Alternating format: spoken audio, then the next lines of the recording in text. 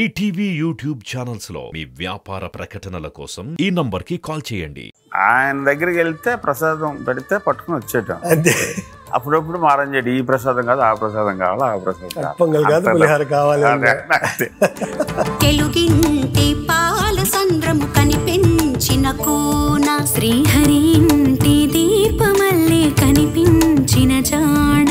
Cinema పాట అంటే అదేదో తక్కువది అని చాలా ఇంటలెక్చువల్ వర్గాల్లో ఉంటుంది, కానీ మీలాంటి వాళ్ళని చూస్తే ఇప్పుడు అంటే అదే నిలబడతాయి కదండి. పైగా శాస్త్రి గారు లాంటి ఆయన దొరికినప్పుడు మామూలు లొల్లై పాట ఎందుకు రాయించుకుంటాం?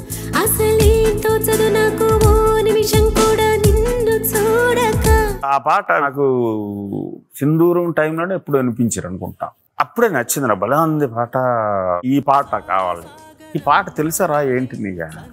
ఏముంది ఇదే కదా, అది కాదు కూర్చో అని. జగమంత కుటుంబం నాది, ఏకాకి జీవితం నాది.